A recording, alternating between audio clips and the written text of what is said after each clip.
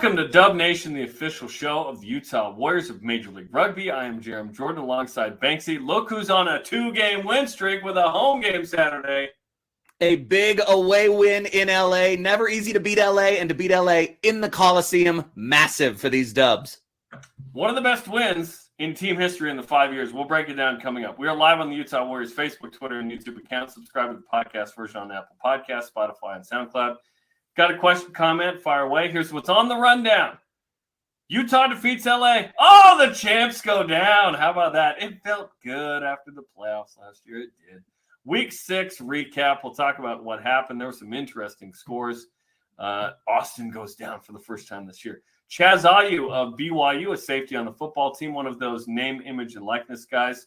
We'll chat with him. He's going to hand out, bring the ball to the field, sign some autographs, take some pictures Saturday, go meet him at the game. We'll preview the matchup with Toronto. Toronto is an interesting team, very similar to the Warriors right now. And we'll talk to Wayne Tarafiti, who helps with the culture of the team. He's the elder of the team. Fun conversation with him coming up. But first, let's recap the game from Sunday. Another slow start, Banksy. In the 21st minute, LA goes up 7-0. Billy Meek scores. We've seen this before. LA scores early and often. But Cliven Lobster makes it 7-3 in the 25th. But then, despite not having hardly any possession, Lance Williams, after this great run of play and through multiple phases, scores a try on the far right side to take the lead right before half. This was awesome. It was a great buildup of play, and just seeing the field sucking in the defense there. And it could have been Lance. It could have been Mika on the outside. It was just... It's what the Warriors have been built on, and it started with the forward play and the defense having to collapse in. Tyler Fisher was unbelievable, forcing 2, 3, and 4 defenders into the ruck, and then the build-up from there, quick ball to Niall Saunders. It sets up right in front of the post, and then it was just mathematics at that point. They had the overlap on the outside. McInerney sees it, and it's just a quick through the hands. Ryan James couldn't do enough on defense to stop it, and it was really academic at that point. I love all the subs that are just in the yellow pennies at the end of the field right there, like just chasing it, like, let's go, let's go. Dave Dennis, after halftime, scores a try. LA takes the lead back 3 minutes in the second half. It's like, the momentum. 54th and 63rd minute, Cliven Lobster makes penalty goals. He's been money with penalty goals so far this year. 68th minute, after Utah's up 16-12, Taz Smith, the scrum half for LA, scores to make it 19-16. But this is when the Warriors take over, baby. The last 10 minutes is where, last 10, 20 minutes is where we live, right? Quick tap and go by Niall Saunders, who goes basically the length of the 22 to take the lead. This ends up being the game-winning play to go up 21-19. It sets up quick on the run from Thomas Tuivau there, and then the ball comes to the right, and you'll see the penalty awarded, and Saunders is immediately on the mark right here, sees it quick, nobody's back, and he takes a quick step to the outside. He's got Mika Cruz there, but just lowers his shoulder and takes ownership of it. And a great solo try there from a 9. Dude, like 20 meters, and he goes by like 5 or 6 Giltinis. This is one of the plays of the year. Look at the speed, cuts it up, bruises his way into the corner and scores. That ends up being the game-winning try. But in the 75th minute, Lance Williams made it a 2-score game, and Cliven Lobster tacks on the conversion to go up here 28-19 after a penalty, a knock-on by Ryan James, who scored the game winner in the playoffs last year. So a little redemption here. Lance Williams like, boom, give me this. And he is chee-hooing into the try zone. A great swan dive finished as well there. You know, our loose forwards with Bailey, with Thomas, with Lance, and with Yuri were so active in this game from sideline to sideline, inflicting their will all over the field, and Lance Williams getting the better of it there. And Bailey Wilson as well, setting a single-game record for the Utah Warriors, making 25 tackles in that game. 25 tackles in a single game. You want to talk about work rate and being a factor. There it is from the Cap leading the way. So an incredible performance all the way around. I think in the first half, he threw up on the field. He was thrown up for about 3 minutes. Sick on the field. When you realize, like, there's a couple more tackles he probably would have made in that time, too. Seriously. And, oh, by the way, how often do you win when you have 40% possession, 32% territory, and you had to make twice as many tackles as the other team, 150 tackles, and you still won that game? Like, Utah overcame a lot. It was at the end of the first half. and the last 10 minutes, where, let's do the math, 25 of the 28 points, it feels like came. No, there were 9 points in penalty goals, so 19 maybe points at the end of the halves. That was huge. It was massive, and I think it's just a testament to how hard these guys work and how hard they've worked together to build that defensive shape. I mean, LA threw absolutely everything in the first 20 minutes of that defensive wall and could not find a way through, even for as creative as that offense can be at times and some of the weapons that they have. And then to be able to maintain that defensive pressure all the way through the 80th minute, and that's what led to the final score from Lance Williams. It was all defensive line speed. They were still coming up fast. They were pressing LA at the gain line, forcing the mistakes, and then able to turn those mistakes into points. It's hard to win on the road, but I throw this win up against the 2 Seattle wins, against the Austin win on the road to start last season. I think this is one of the best wins on the road that Utah has had in the 5 years. I think it was amazing. It was a little bit of vindication, not the best game, but I think the Warriors were great in that they were engaged for a full 80 minutes, whether they were playing on their heels and weathering a storm or whether they were, playing loose and free like we've come to know this Warriors attack to be. It was a really great showing from all 23 guys on the roster to get it done in LA. And, take nothing away from this LA team. When you've got 42-year-old Rene Ai out there throwing the ball around, running down kicks from Mikey Teo, little flick passes out the back door. He was unbelievable, and it literally took a 23-man, 80-minute effort to get the job done. Yes, it did. And Utah wins. So first win at LA, 1-2 now. Have now won 2 of 3 against the Guillotines. Take a look at some of the game notes. 19 points allowed is tied for 4th fewest in the game in Utah Warriors history. Tremendous performance there. A 9-point win is actually the 7th largest in Utah history. It's close games. That's how Utah wins typically, unless they're playing Dallas. And it was the first road win of the season after going 0-3 to start. So that's awesome. It was amazing. Cliven Lobster as well, 5th in points in MLR. He's crushing it. And we should note as well, Tyler Fisher, after the game, was suspended 2 games for a dangerous tackle against LA's Jordan Trainer. So no Tyler Fisher. That was basically the only bad news that came out of this game. And really, that was the 4th official penalty given in review. And in the heat of the moment, I don't think there was any malice in it. Was it dangerous? Absolutely. But you could go back and look at some of the other plays and tackles in that game and put some shoes on the other foot as well. So I don't mind it as long as it's fair and they look at the other side of the ball. And I don't think we've seen that come yet, because there was a pretty dangerous tackle on Lance Williams that could have easily been as penalized as that tackle from Tyler Fisher. I think it was the hair. It just gets in the way. It's like, well, that hair looks so nice. The hair's never in the way. Yeah, exactly. Okay, first 15, only 1 Warrior on it. What? I thought maybe you'd have another one, but that's all right. That's all right. Niall Saunders is the guy. Niall Saunders is the scrum half of the week. Absolutely earning it. You could have put Lance Williams in there with the 2-try score, but Al Jabori had an incredible game for Houston. You got to give and take somewhere, and I'll take the win over players making the team of the week. I'll take the max points out of LA for this Utah Warriors team than the recognition from the league. Bailey Wilson at 7, perhaps with 25 tackles. Could have been there. Okay, let's look at the scores from around the league. How about New York taking down San Diego? Okay. This was a Eastern prowess over the West week. Houston defeats Seattle. A little bit of an upset there. We know Houston's a good team. They can quantify it with the win over Seattle. NOLA beat Dallas, who played them tough, 6-point game. New England beat Toronto 21-15. Toronto scored late to make that get a bonus point there. And then Rugby ATL beats Austin by 15. That was the result of the week where I was like, whoa. We thought Austin was the best team playing right now in the league. Rugby ATL said, don't forget about the Rattlers here. Rugby ATL, clearly the class of the East, and they have been for the last couple of years. Every team in the Western Conference lost this week, except your Utah Warriors. So you want to talk about things going our way. Not only do we get the max points out of the game, but it allows us to close the gap to those teams at the top of the table now. So, it's a great thing for the Utah Warriors to have happen. Let's take a look at the table. Speaking of, in the West, Warriors now in 5th, 12 points, but they have a game in hand against the top 4. So if the Warriors had played another game, they might be in third.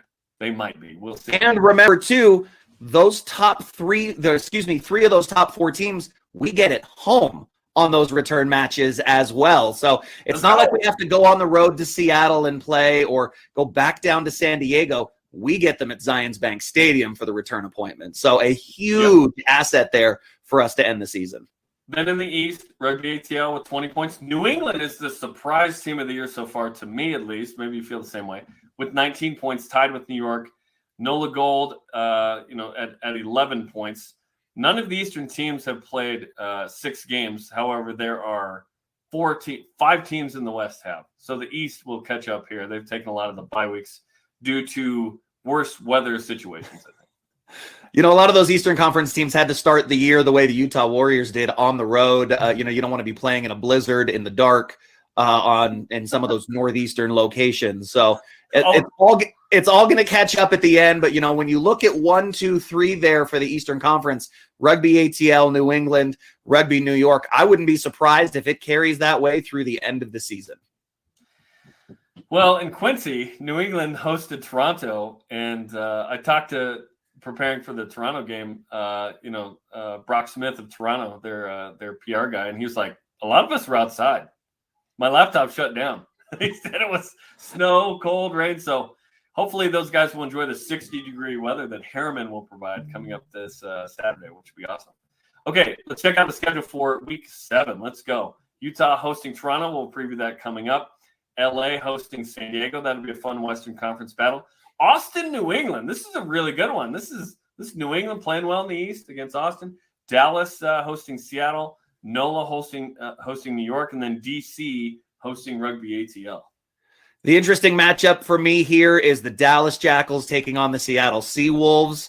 The Dallas Jackals still looking for that first win in franchise history. They've gotten better and better every week. We saw the makings of a really good team.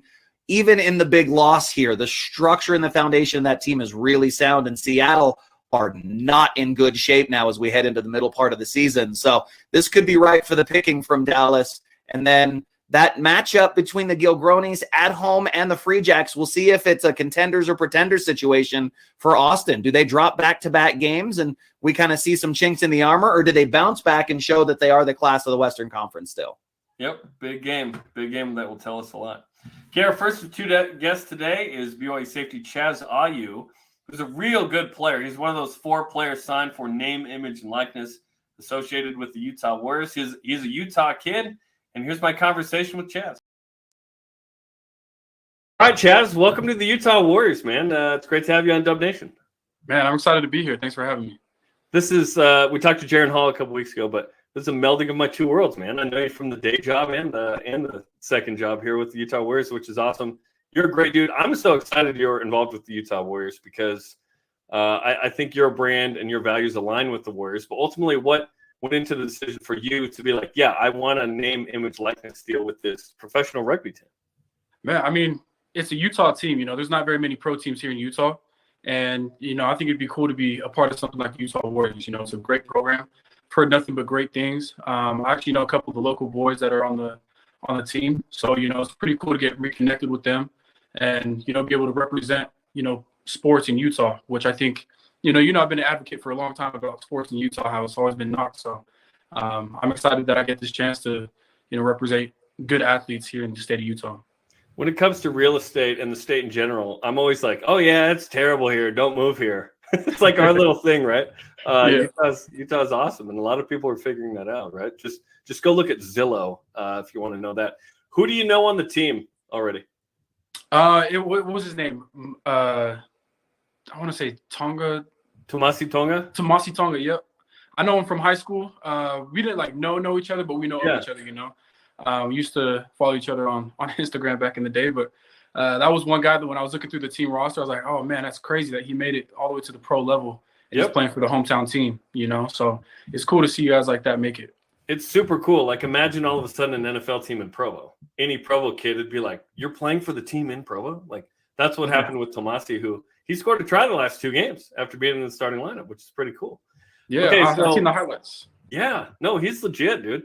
I would love to see him at like fullback for BYU or tight end or something, right? Man, he can do some big things like that.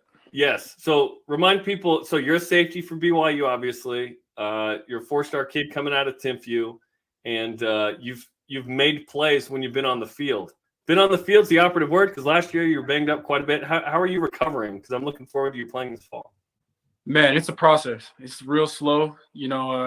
Had to undergo a couple surgeries here this offseason alone. So just taking it really day by day at this point. Just trying to get healthy for fall camp so I can, come back and contribute like I've been able to in the past and hopefully get a full season in. Absolutely. BYU needs you at safety. Let's go, baby. It's fun to see the connection of Cougars with this team too. So the CEO and the owner, Kimball Kerr, he played at BYU. Sean Davies, one of the assistant coaches, a former BYU rugby player. Calvin Whiting, one of the centers that plays with Tomasi Tongi, he is a Cougar. And then, of course, Paula Sike, former BYU football player, of course, rugby plays. So it's awesome. There are Utes as well on the team. And then there's guys from like all over the world.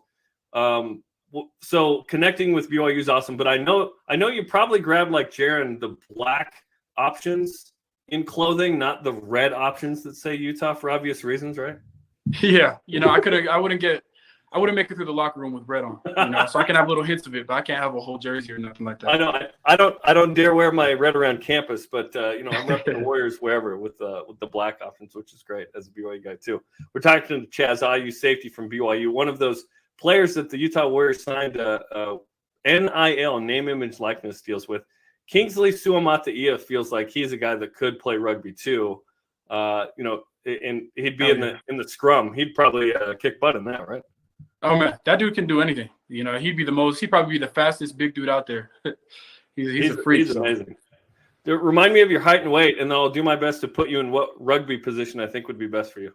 My height right now, I'm 6'1", 212, about that area. Yep. I don't know what the position is called, but the outside, like the wing, I don't know if that's what it's called. Yeah.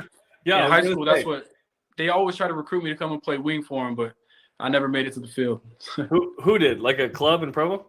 Club down here in Saratoga Springs. I want to say they were called the Warriors, actually, or something like that. I can't remember what it's called, but they had a little rugby team out here that my football team played with. Yeah. And so I never got to play with them, but they did pretty good. Yes, I think you'd be a winger. Yep, they're fast. They have good hands. They need to make tackles in space. I think that's you. I think that fits. You could also play center, where you're a little like thicker for a 6'1" guy with speed. Like a Paul Asike type. Paul's a little thicker, of course, but yeah, I think you'd fit in pretty good, man. So you keep going down this football route, but there are guys that have converted from football to rugby. Which is interesting. There's a handful of guys, so who knows, right? Man, who knows? If the game falls away from me and I need to fall back on something, I might be right here back in Utah Warriors uniform. So let's go. Okay, so this Saturday against Toronto, you're going to be the guy at the game, I assume. Bring the ball out and signing some autographs. Is that what's happening? Yeah, it's going to be a lot of fun. Going to be there, get to interact with the fans. Hopefully, get like you said, that Cougar connection, that crossover. Maybe get some football fans to come out and wear a little bit of red for one time and come support the Warriors. I think it'll be a lot of fun. It will be a lot of fun. And you're getting 61-degree weather. Jaron Hall, I think, got like 40-degree weather. So you got the luckier end of that. Yeah, as long as the sun is out, I'm good. Tell us about what it means to play in front of a crowd that boosts you in a game, because the Utah Warriors fans, there were 3,600 fans in that venue out in Zions Bank Stadium. It's not about like how many thousand fans you have. To me, it's about how the fans feel in that venue.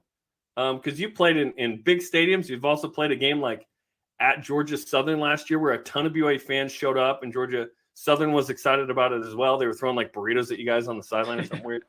Yeah. But like what the Warrior Nation does in Harriman is pretty special, and you're going to get a chance to see it. So what's it like to play in a venue that, although a little quaint, can feel really big with the fans? Yeah, I mean, it's all about the energy that the fans give off. Us as players, like we're playing in stadiums with 0 fans, and we're playing in stadiums with 70,000 fans. And so when it comes down to it, it's not about how many people are there; it's how interactive they are. If they're in the stands going crazy, you can hear them, and you can feed off that energy. That's the biggest thing as a player, to know that. I mean, when you're on the field, you're obviously an entertainer. You don't think of yourself as one, but that's what it is, you know. And so to know that your fans are having fun with you, you know, kind of start playing off each other.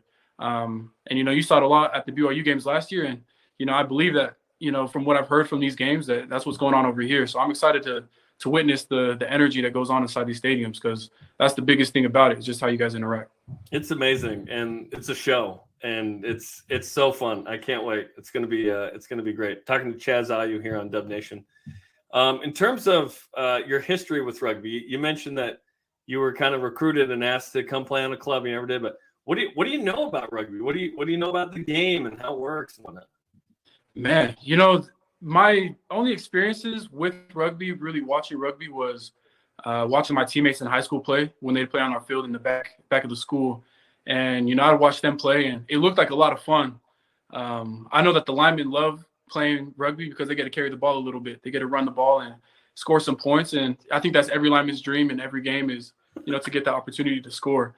So, you know, that was some of the biggest takeaways that I took from it. My cousin Gabe Summers, who's the D lineman here at BYU, he was really good at rugby, because he's deceivingly fast for his size. He's a big dude. Yeah, he's fast, and so he really excelled in the game of rugby. So I'd always hear him bragging about his stats, you know, when we got to school on Monday after the games and stuff. So, but it looks like a fun game, man. It looks like high intensity.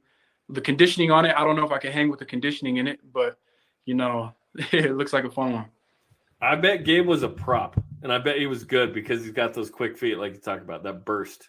You need the strength, but you also need to be able to carry the ball and get up the field. Yeah, and the conditioning is interesting because football, you are conditioned a certain way. You're conditioned, especially as a safety, you got to run 53 yards sideline to sideline, but for max 10 to 12 seconds, maybe, right? At a time. And that's like the longest it gets is 10 to 12 seconds. Yeah. And then you've got to chase some guys down. You can play fullback as well. The fullback is he's the safety, essentially, making sure nothing gets behind him. Good kicking game required as well. How's your kicking skills? Man, I was a punter back in the day, so you know I can put some air on it. Yeah. What? Like, how old were you when you punted? I was punted all through high school. It's actually on my highlights. My high school. Really? I didn't know this. Yeah, I love punting, man. I mean, I wasn't the best at it, but if I could get a nice spiral on it, get it about 50 yards, that was cool. 50 yards is amazing. Wow, you could definitely play fullback, okay? So you would be 11 or 14 or 15. Those are the numbers. Okay, I'm gonna have to watch those positions. Which is interesting. In football, I almost wish we had this sometimes, honestly. Rugby's awesome. Each number is attached to a position in the starting 15 and some of the subs. Soccer traditionally had this. Like, if you're the number 9, you're like the striker who scores. If you're the 6, you're the holding midfielder. Like, they used to do that. They don't do that anymore. But like in football, that'd be interesting, right? If you were this number, that's that position. That's what it is in rugby. Yeah, I mean, in the NFL, it kind of used to be like that, where if you were a safety, you had to be in the 40s. Right, that range. Yeah. Right. But I mean, they've changed it now. Now it's like free for all. But yeah, I get what you're saying. Yeah, exactly. And they've changed it to where even in the NFL, they're like, okay, single digit numbers for, you know, what we're like, is Kava Inouye going to play 3? You know, as 3? I don't know. Back to the number. I don't know. Yeah, that'd be cold. Back to kind of the connection with the Warriors. There's certain values, right? That have to do with community and whatnot. You brought that up. When the Warriors reached out, was this a no-brainer, or did it take a sec to sort of understand what the Warriors are about, and then it made sense? You know, it was a no-brainer, you know, for me. You know, especially I had seen that Jaron and Kingsley had committed to working with these guys too.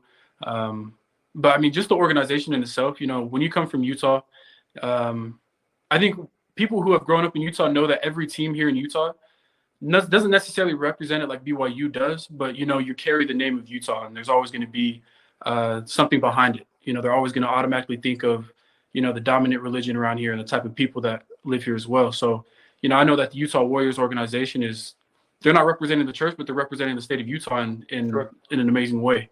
And, you know, and I like for what they stand for, you know, especially the game that they represent. You know, I've watched a lot of people, heard a lot of rugby talkers come and talk to my football teams and stuff. So, you know, what they represent is something that I like to stand behind as well. I think rugby brings together more people from different backgrounds, races, religions, countries than any sport that exists together on the same team. Because you literally have guys from like multiple. There's a Namibian from Africa on the team. There's Irish, English, South African as well. There's Kiwis and Australians and Tongans and Samoans and Fijians, and it's amazing.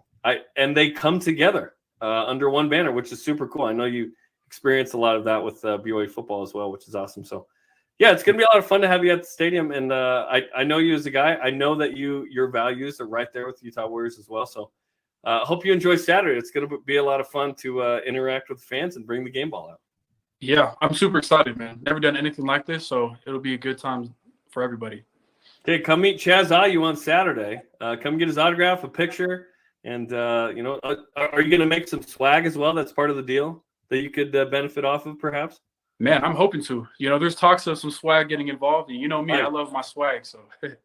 You've got that drip. Let's go. Got to have that. Okay, Chaz, we appreciate the time, man. Best of luck. We'll see you Saturday. Yeah, appreciate it. See you Saturday. Chaz is awesome. Make sure you meet him on Saturday and get an autograph, get a picture. Great to have Chaz coming up in Harriman at Zions Bank Stadium Saturday against the Toronto Arrows. So great to have so many of those personalities around the game of rugby, crossing the different codes and bringing more attention to the Utah Warriors. It's going to be fun Saturday. Make sure you get your tickets. Come see the Warriors at home. Last time they set an MLR record, 69 points. Let's go. Best home field advantage in Major League Rugby. Go to warriorsrugby.com and get your tickets now to see Dub Nation in action. Okay, let's preview the matchup with said Toronto Arrows, which we affectionately call the Canadian B team. It's coming up Saturday, 2:30 Mountain Time. You can go to the game if you're going to watch it. It's on KMYU, the Rugby Network, KSLSports.com. We've got the call on this one with Ashley Burge.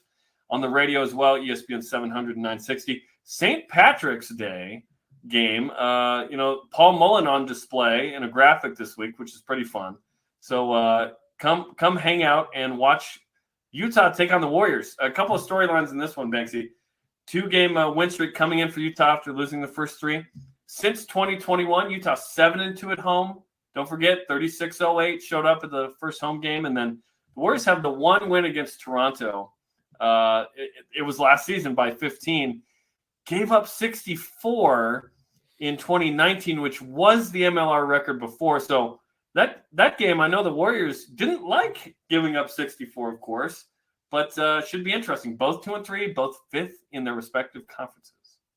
I think this is going to be a big one for both teams because it could either turn into a statement for the Utah Warriors in saying, hey, don't count us out as we continue to climb the ladder in the Western Conference against a Toronto Arrows team that is looking to find their identity this year as a team. They haven't really clicked in who they are and what they're going to be. What's the personality of the team? We've seen it from the Warriors now as they've rebounded after that initial start to the season. It hasn't clicked for Toronto yet, but this is a very well-coached and very technically sound team. They always structure things really, really well. When you have players that have the experience that they do through years of MLR now, as well as playing for their national team there in Canada, I think 13 of their 15 starters the last time we played them were on the Canadian national team. That's how significant it is playing the Toronto Arrows. You are basically playing the Canadian B side. You're playing a light international team when these guys come to town. So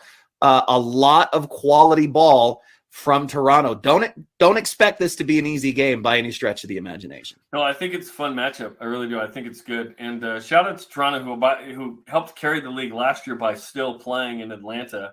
And then remember, they were the Ontario Arrows a couple years ago, and they came and played in 2018 an exhibition against Utah. So they've come out here a bunch, which is super cool, and we're looking forward to the matchup. Keep an eye on Lucas Rumble, Mike Shepard, Sam Malcolm's the fly half. Those first 2 are forwards who are very physical and fast.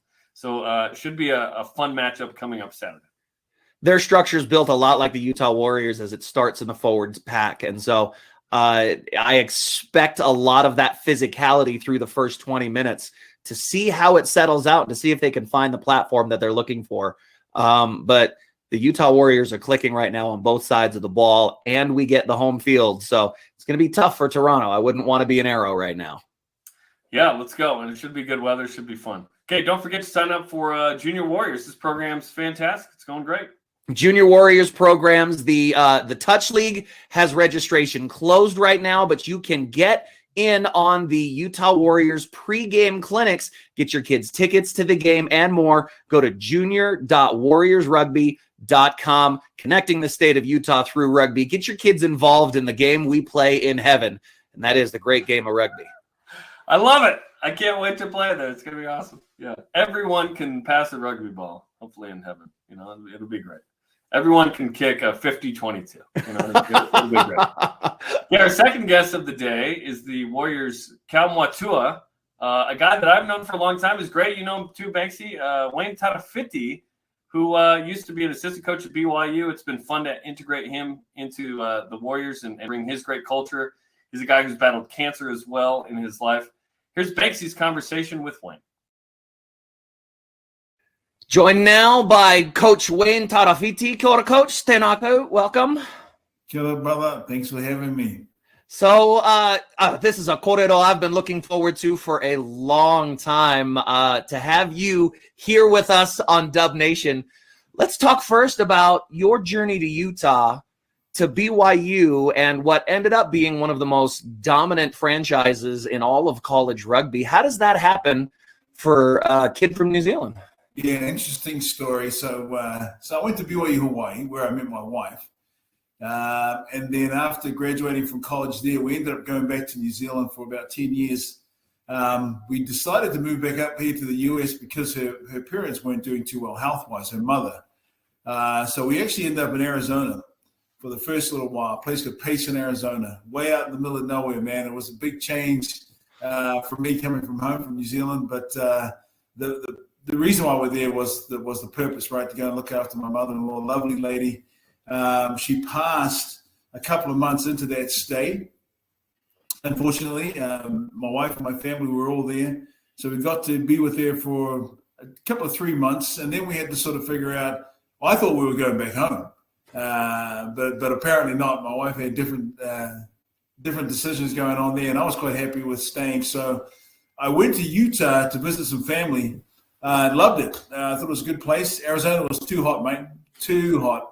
And so we went to Arizona, to Utah, nice and green, caught up with family, and I thought this could be a good place for us to get going.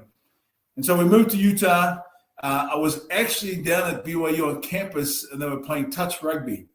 And back then I could still move around a little bit, so I got out there and started getting out and throwing the ball around with a few of the boys and asked about their rugby program.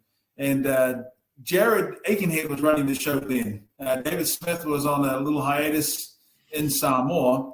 And so I said, listen, I'm here, man. I'd love to get involved. And sort of that was the beginning of my relationship with BYU and just sort of took it from there. It was something that kept me sane, knowing that I wasn't going to be going back to New Zealand to live. So I just got involved with a passion of mine, which is rugby and rugby league. And then just sort of went from there, man. And, a good 13 and a half, 14 years down at BYU. And, yeah, we were blessed, man. We had some great players. We won some championships, and it was a fun time, bro. So that's sort of what got me to Utah, BYU rugby specifically. And it was a great journey. Loved it. I loved everything about it. And then it was time to sort of move on. Unfortunately, I got sick, which sort of stopped everything. But I started working with Kimball back then, and that was obviously fun and enjoyed it. And him and I have remained close friends ever since. And then he came up with this crazy idea of having a semi-professional rugby program. And here we are today, man, talking about the Warriors. Well, and several players, of course, that have come through your program and under your tutelage. At the three different levels of rugby in Utah, there's three real programs of note, right? There's Highland at the high school level. There's Park City Haggis at the club level, winning a national championship. And then there's BYU rugby. And, the roads have all led through those three programs through the years. When did you know you had something special down there on campus with an all-student, basically extracurricular program to build that into the high-profile unit that it's become? Well, we were definitely up against it. We knew we could play rugby, but Cal Berkeley was the benchmark, right? And they had set their benchmark. We knew that we wanted to get as close as we could to them to at least compete at that level. We knew we had something special after 2008 when we got an absolute shellacking in the finals of the National Collegiate Championship game. 59-7. Banksy, that score will never go away. That'll be embedded in my head. We got an absolute hiding against arguably probably one of the best collegiate teams that was around. I would say that particular Cal team could probably beat a lot of the men's professional teams back then. They were that good. And so we redirected, we reshifted, and we got involved and said, all right, that's not going to happen again. What are we going to do differently? And we committed that summer that we would change the way in which we approached rugby at BYU. Now, we brought in some interesting players, interesting in the fact that they are part of the Warriors now. Sean Davies, we brought him and Dylan Luba in, as well as Paul Lasiki. I've heard of him. He's all right. Yeah, you may have heard of him. And 2009 was the year we won our first national championship. And that trip wasn't easy. We had to jump through quite a few hoops just to get to there. And we got there, won our first national championship. And I thought, man, this is something special that we have here because against all odds, we made it happen. After getting thrashed the year before, we came back. We made it through some huge obstacles. To get to the semifinals, we had to travel to Georgia, Marietta, Georgia. It took us 5 plane trips to get there. And so we ended up going to Alabama and then driving to Atlanta because that's all we could afford to do. And so we got there. We played some tough games against Arkansas State to qualify us for the semifinals against San Diego State the following week. So those games were hard. Those were tough. And then we ended up playing Cal in the finals. We were 2 men down prior to the championship game. We got 2 men in the bin during the game. We're down to 13 players. And we scored with 13 players. And I looked at Smith. I'm going, we're going to win this championship, man. This might happen. We're going to make history tonight. And as it played out, we won. Sean Davies was the player of the match for that first national championship, and he's now one of the coaches at the Utah Warriors.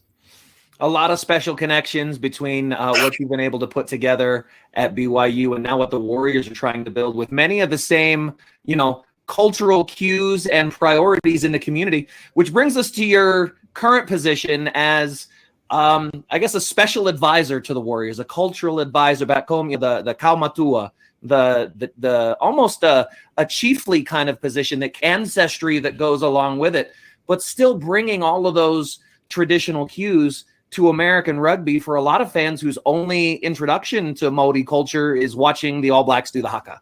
Yeah, that's a great question, Banksy. I mean, trying to find how that passage works has been interesting. I mean, the cultural value is within me. It's part of who I am. I bring that to the table. The Kaumatua role, we discussed this in year 1 with Coach Alf Daniels. It's a role that's significant in most teams back home in New Zealand because the identity of each team is critical to their success. And I'm from the Waikato, so I'm a Chiefs fan, have been for years. And for a couple of years there when they were very successful, that was ingrained in their makeup as a team. Their cultural identity was critical. Now every Super Rugby team has a cultural identity, whether it's the Maori culture or the Pacific Island culture, it exists. And so taking that and using that sort of background, that history with the Utah Warriors, I mean, it's interesting that they're called Warriors. I mean, most Polynesians can relate to the warrior emblem and what it stands for. And so, Kimball and I, as I say, we've been close friends for a long time and trying to get involved post the cancer battle. The only thing I could really offer was this cultural identity role. And a kaumatua is, in interpretation, is a respected elder from that iwi, from that whānau. And it's not self-appointed, it's appointed by the people. So every year I meet with Kimball and the coaches and I say, you guys sweet with me, still me around and offering what I can when I can. And overwhelmingly, it's been yes. And we did that again with Pitt and Brandon Sparks and the other coaches and say, hey, I'm quite happy to step away unless you guys want me around. And they go, no, definitely want you around. So it's been good for me because I stay connected with rugby and the community. I get to identify the true value of culture within the team, maintain that mana that comes with this role, and then of course understanding the history and the overall culture of the Utah Warriors from day one. I was involved in the initial recruitment of coaches. That's where I could help and provide some assistance for Kimball then. And so I understand the history. I understand the culture.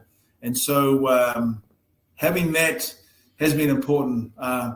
My role is to go out and meet with these guys before and after games. What's going on in their lives? Welcome to Utah.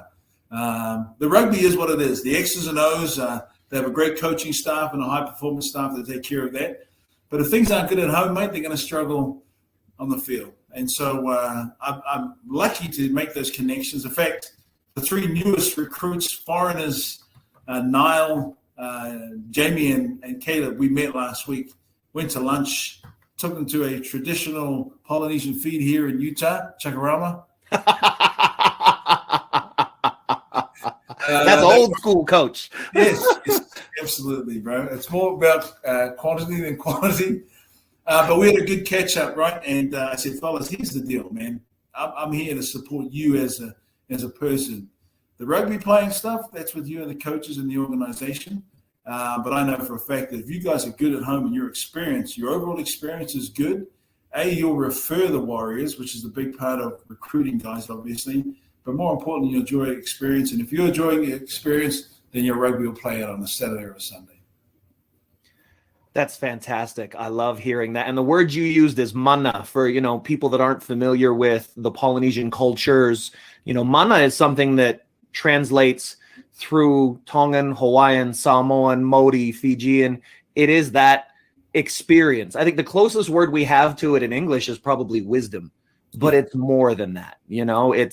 It's the weight of having been there and having seen it and being able to pass on that knowledge and that wisdom to the next generation. You've got the 4 stripes on your shoulders there clearly in that shirt. And I think that culture that's been developed with, of course, your leadership and guidance has been crucial to what we've been able to build here in Utah. So what do you see as the next step in your role as it continues to evolve and getting involved personally with these guys without sounding corny, almost as a rugby guru, not just with your rugby IQ, but with managing the weight and expectations of playing the game at a high level and supporting these guys?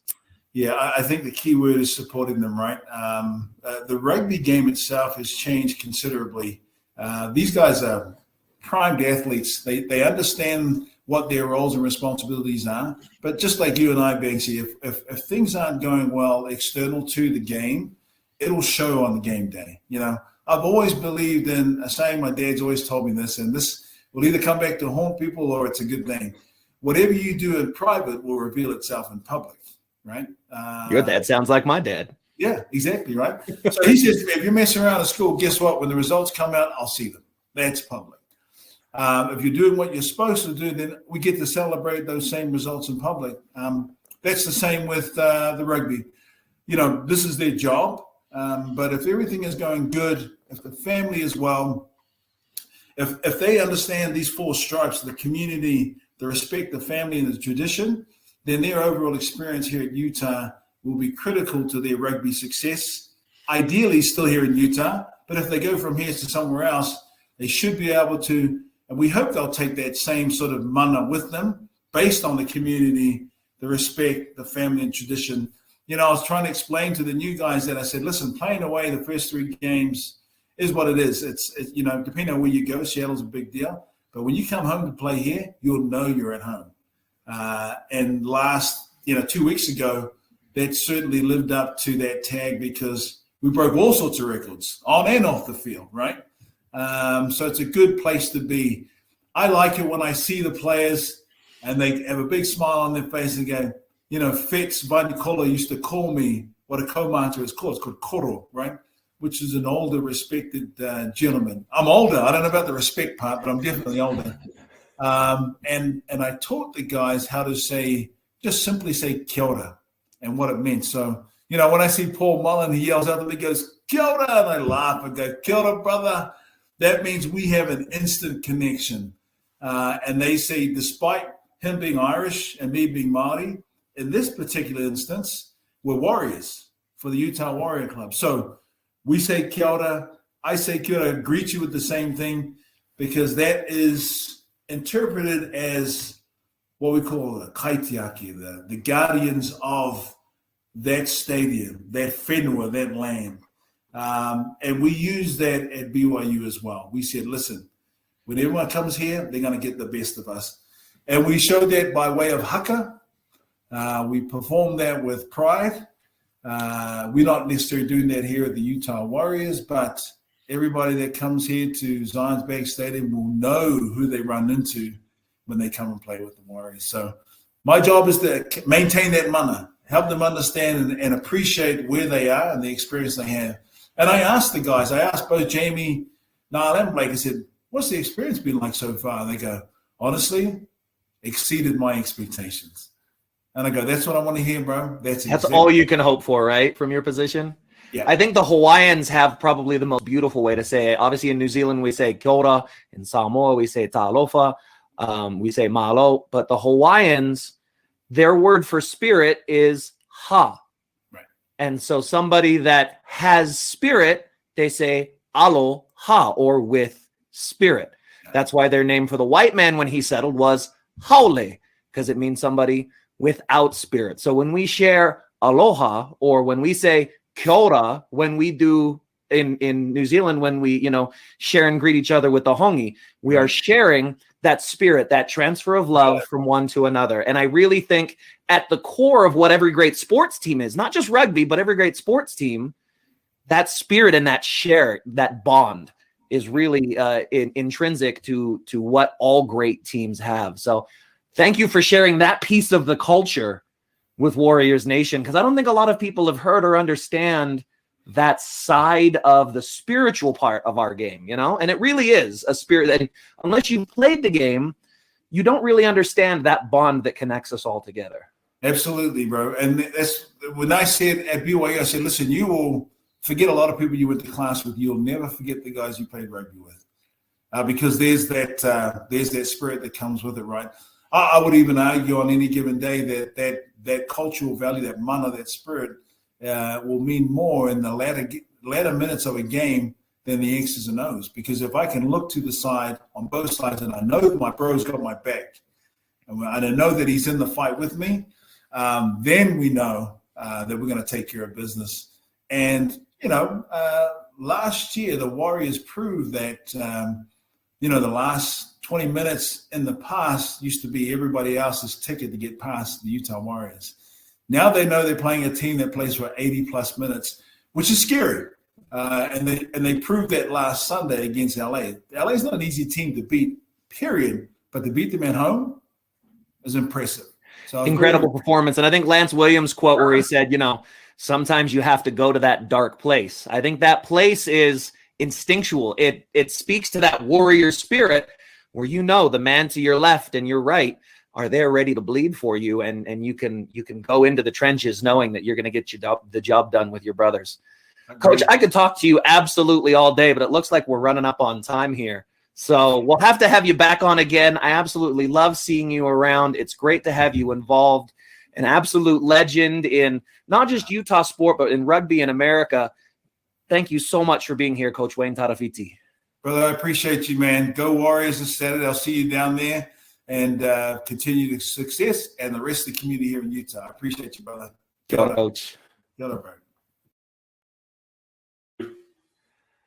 Such a great chance to talk with Coach, to talk culture, to talk rugby. I could have spoken with Coach for hours, and what an amazing corridor with him. Kia ora, Coach. Thank you for so much for being on Dub Nation. You'll see him walking around Zions Bank Stadium, interacting with the players, interacting with the fans. If you want to be part of Dub Nation and join us for the best home field advantage in Major League Rugby, Season ticket packages are still available. Go to warriorsrugby.com and get all the information. Single game tickets, multiple game packages, and of course, the best deal in town, season ticket packages available. Go to warriorsrugby.com to get it. Well, come hang out this Saturday, whether it's in person or on KMYU, Rugby Network, KSLSports.com, ESPN 700, ESPN 960. It's going to be a great time, great weather. Chaz is going to be there. Wayne Tarafiti is going to be there. We're going to be there. It's going to be Koa the Panther's always there, rolling around on his motorcycle on the turf there. It's going to be a great time. Come hang out with us. Hopefully everyone has a great March Madness weekend as well. Hopefully your brackets are doing great. St. Patrick's Day. This may be the best weekend of sports we've got here, which is pretty awesome. So shout out to everybody. Hopefully we'll see you soon. That'll do it for us. Like and share this episode of Dumb Nation. Follow the Utah Warriors on social media. For Chaz, Wayne Tarafiti, Mason Benson, Billy the producer, and Banksy, I'm Jarom Jordan. Go Warriors.